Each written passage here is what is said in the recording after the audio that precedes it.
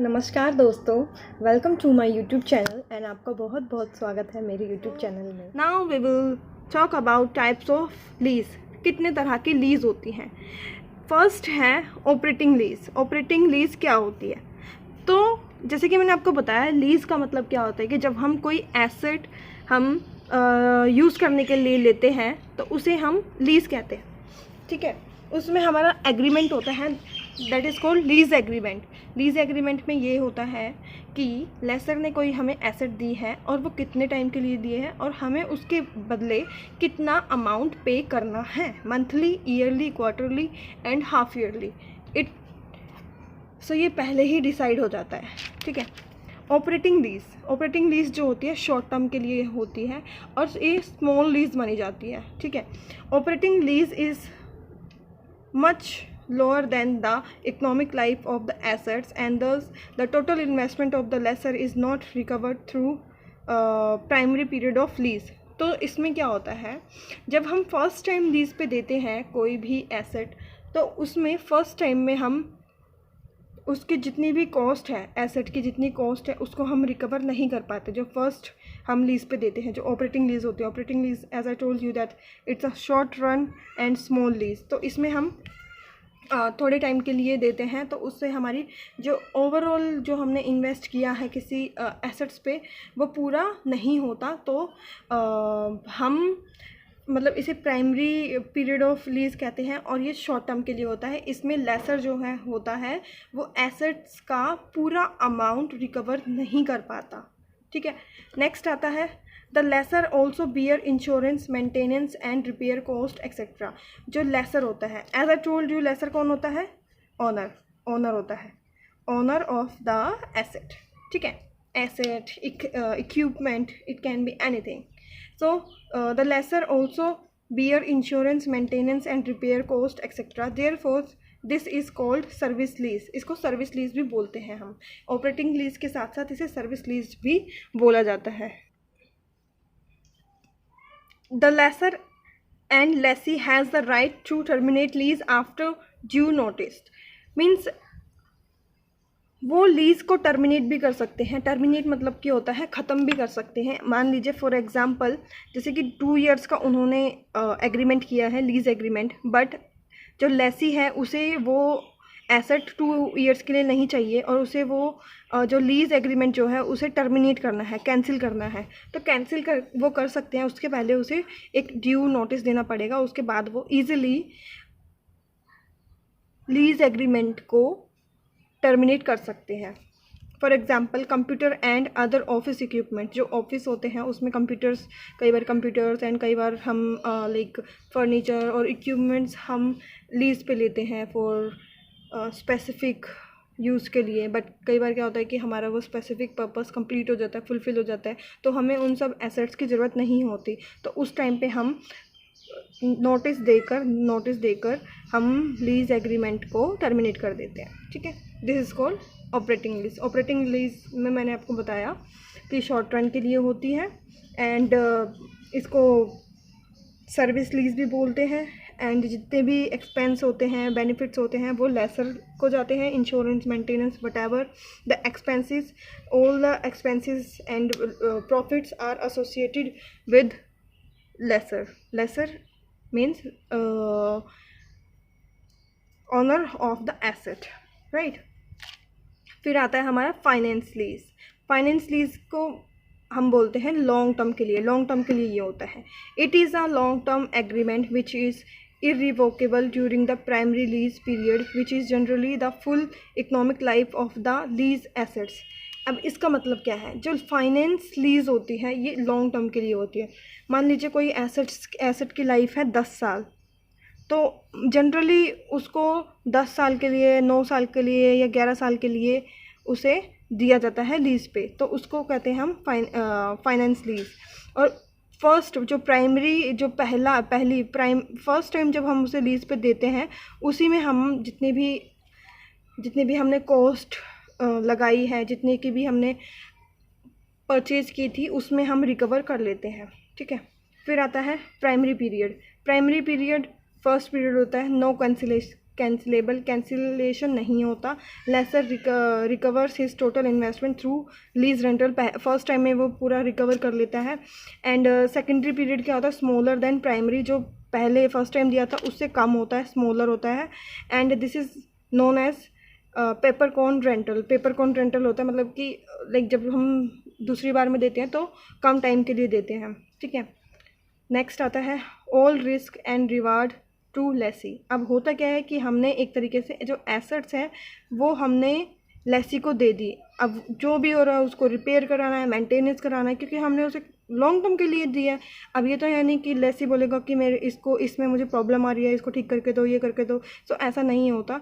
Lesi have to take care of that asset. कुछ भी हो रहा है, घट रहा है, बिगड़ रहा है, सही हो रहा है, so all the things means maintain and manage by lessee, ठीक है।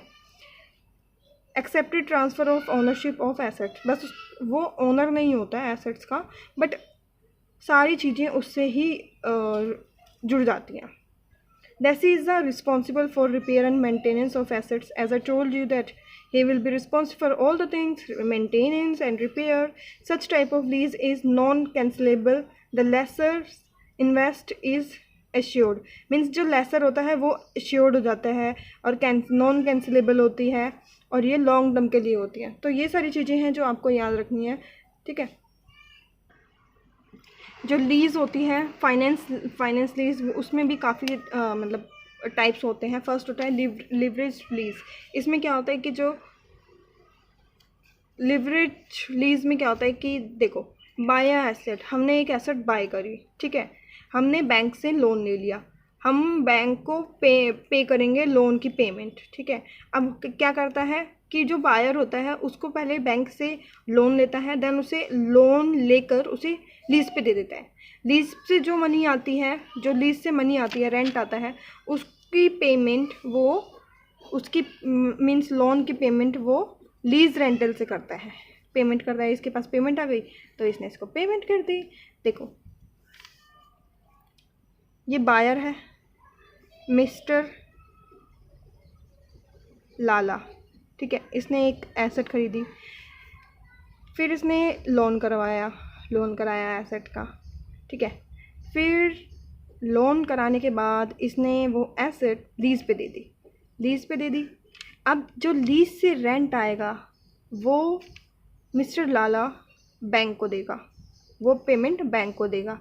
अब देखो इसने कुछ किया भी नहीं और इसकी प्रॉपर्टी भी बन गई एंड इसकी जो बैंक में जो पेमेंट देनी है वो भी जा रही है। तो ये ओवरऑल लीवरेज लीज इसे बोलते हैं, ठीक है। फिर आता है हमारा सेल एंड लीज बैक। नाम से पता चल रहा है ये हम कब करते हैं, जब हमारे पास लिक्विडिटी क्राइसिस होता है, जब हमारे पास लिक्विडिटी की कमी हो जाती है, कैश की कमी हो जाती है, तब हम sales and lease back lease करते हैं। इसमें क्या होता है, a sale and lease back agreement involve the sale of an asset already owned by a firm vendor and leasing of the same asset back to the vendor from the buyer, right. तो इसमें क्या होता है, mister Pappu जो है भाई auto चलाता है, ठीक है। अब मिस्टर पप्पू ने ये एसेट सेल कर दी मिस्टर कप्पू को, ठीक है, और उसने उसे मनी पेमेंट कर दी क्योंकि उसने सेल की थी एसेट, उसने पे कर दी। अब क्या हुआ, जो पप्पू है बेचारा कहता है यार मैंने मतलब उसने ऑटो सेल किया था कि यार अब मैं कमाऊंगा कैसे। तो वो क्या करता है कि मिस्टर पप्पू जाता है कप्पू के पास कि मुझे लीज़ पे दे दो ऑटो दे दो मुझे लीज़ पे ऑटो, ठीक है, ऑटो लीज़ पे दे दो, उसके बदले मैं आपको लीज़ रेंट दूंगा। अब वो ऑटो भी चला रहा है एंड अर्निंग भी कर रहा है, बस उसे रेंट देना पड़ रहा है और उसने जो मीन्स एसेट सेल करी थी उसकी भी मनी उसके पास आ गई। तो उसने किस केस में किया था, क्योंकि उसके पास लिक्विडिटी क्राइसिस हो रहा था, ठीक है। फिर आता है straight lease and modified lease. Straight lease में क्या होता है कि लेसर जो है अपने लीज पे दे देता है फॉर 10 ईयर्स, मतलब कि सीधा सिंपल होता है फॉर 10 ईयर्स के लिए उनके बीच में एग्रीमेंट हो गया। मॉडिफाइड लीज में क्या होता है कि एसेट जो है लेसर जो है एसेट देता है एंड जो लेसी है वो जब मीन्स दे कैन चेंज और बिफोर टाइम वो चेंज कर सकते हैं।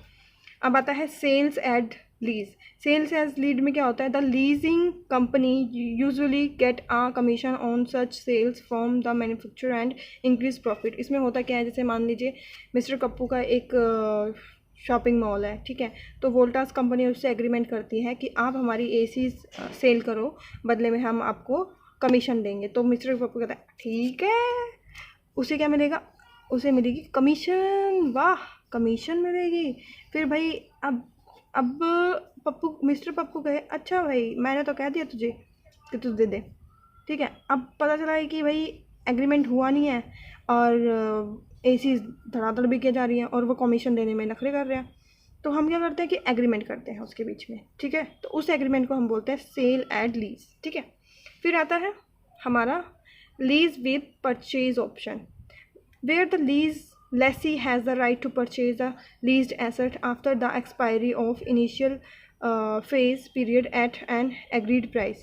तो क्या होता है कि जब लीज विद परचेज ऑप्शन, इसमें क्या होता है कि बायर जो होता है लेसी, वो पहले ही एग्रीमेंट कर लेता है कि जब हमारी लीज एग्रीमेंट है जब वो पूरा हो जाएगा मैं इस एसेट को बाय करूँगा, ठीक है। वो पहले ही बोल देता है कि मैं इस एसेट को बाय करूँगा, ठीक है। तो उसे कहते हैं हम lease with purchase option. This is very simple. So ये थे कुछ types lease finance, types of finance lease के। तो आई होप आपको ये समझ आया होगा और आपको ये वीडियो अच्छी लगी होगी। Thank you so much for watching my video.